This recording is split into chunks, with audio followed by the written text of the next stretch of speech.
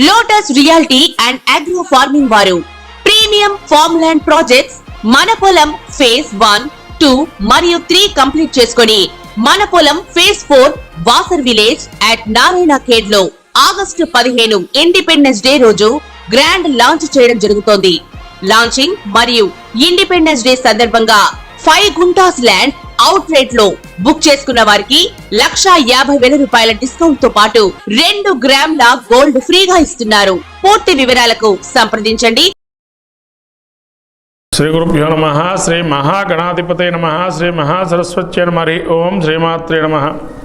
September మాసంలో మిథున రాశి ఫలితాలు చూసుకున్నట్లయితే ఈ యొక్క మాసంలో మిథున రాశి వారికి నక్షత్రాలు చూసుకున్నట్లయితే మృగశిర నక్షత్రం 3-4 పాదాలు, పునర్వసు నక్షత్రం 1-2-3 పాదాలు, అట్లాగే ఆర్ద్ర 4 పాదాలు. ఈ యొక్క నక్షత్రం ఈ యొక్క మిథున రాశి వారికి గ్రహ సంచారం చూస్తే జన్మస్థలంలో కుజుడు, ద్వితీయంలో వక్రగతి అయినటువంటి బుధుడు, మరి సరైన మార్గంలో బుధుడు 3లో రాశిలో సంచారము, అట్లాగే ఈ యొక్క 3లో రవి ఉత్తరార్ధన సంచారము, చతుర్థంలో శుక్రుడు కేతువు, అట్లాగే వక్రగతి అష్టమంలో శని, ఈ విధంగా మళ్ళీ రాహు వచ్చేసి 10వ స్థాన సంచారము, గురుడు 12వ స్థాన సంచారము.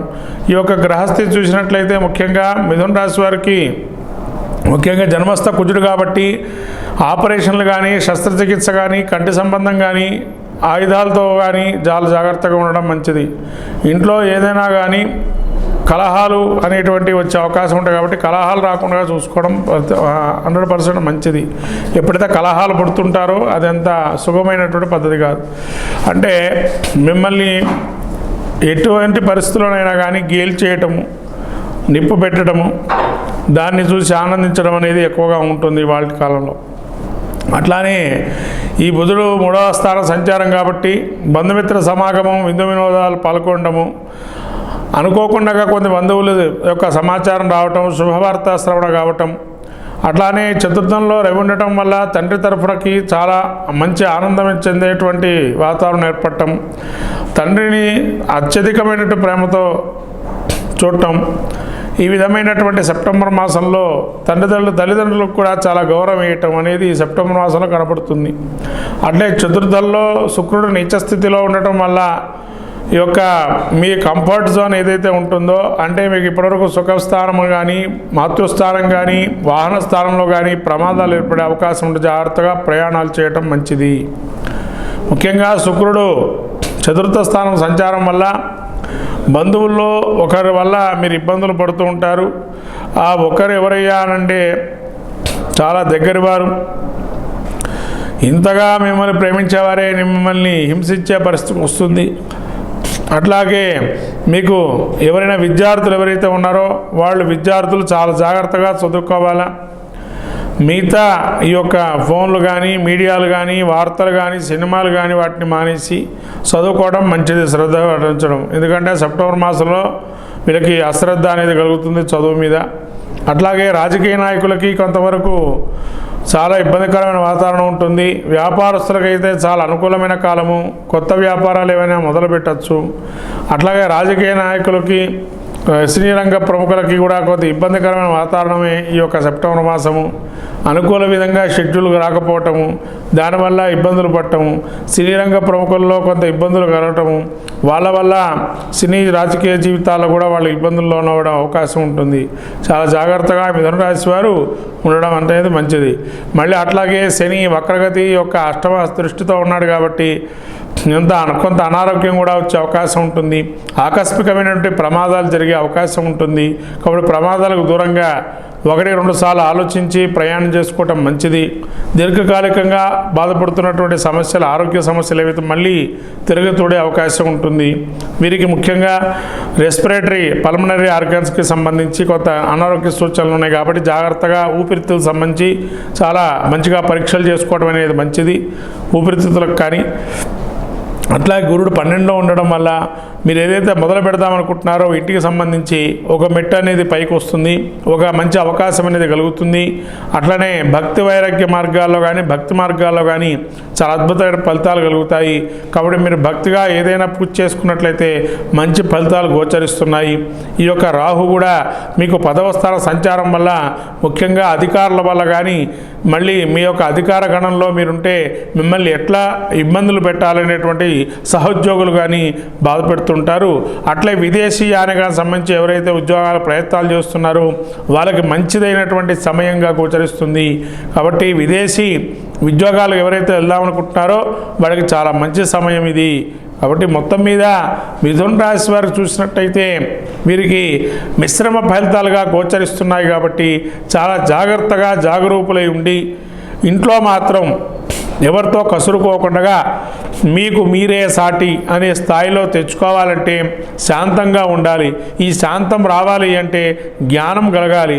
జ్ఞానం కలగాలంటే సుబ్రహ్మణ్య ఆరాధన చేయాలి.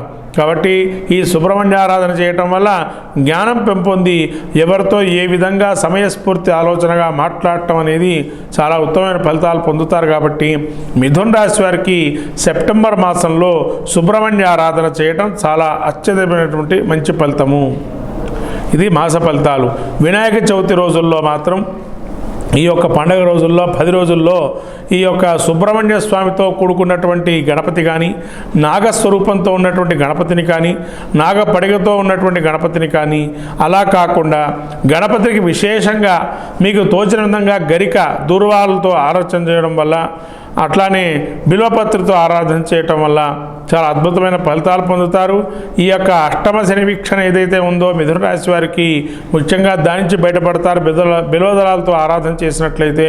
కాబట్టి మొత్తం మీద ధనానికి సంబంధించి కూడా ఇబ్బందులు కలుగుతున్నాయి. కాబట్టి గరికతో పూర్తిగా గణపతిని నవరాత్రులలో అర్చన చేసి స్వామికి నైవేద్యంగా మీకు తోచిన ప్రసాదాన్ని ఏదైనా నైవేద్యం కూడా పెట్టి స్వామి అనుగ్రహాన్ని పొందితే అత్యద్భుత ఫలితాలు కలుగజేస్తాడు వినాయక చవితి రోజుల గణపతి అర్చన వల్ల. శుభం భూయాత్. శ్రీ గురుభ్యో నమః. శ్రీ మహాగణాధిపతి నమః. శ్రీ మహాసరస్వత్యై నమః. ఓం శ్రీమాత్రే నమః. మనం మకర రాశి చూసుకున్నట్లయితే ఉత్తరాషాఢ నక్షత్రం 2, 3, 4 పాదాలు, అట్లానే శ్రవణ నక్షత్రం 4 పాదాలు, ధనిష్ట నక్షత్రం 1, 2 పాదాలు. ఈ యొక్క మకర రాశికి శని సంచారం వల్ల జన్మతః వక్రగతి ఉన్నాడు. కాబట్టి కొంతవరకు మకర రాశి వారికి వాహనాలు నడిపేటప్పుడు ముఖ్యంగా చెప్పేది మరొకసారి చెబుతున్నాను, ఇదివరకు కూడా చెప్పాను వీడియోలో, పోయిన మాసం కూడా. జాగ్రత్తగా వాహనాలు నడపండి. చేతులు కాళ్ళకి కింద పడే అవకాశం ఉంటుంది. కాబట్టి జాగ్రత్తగా నడవండి ఇంట్లో కూడా అని చెప్పన్నాను.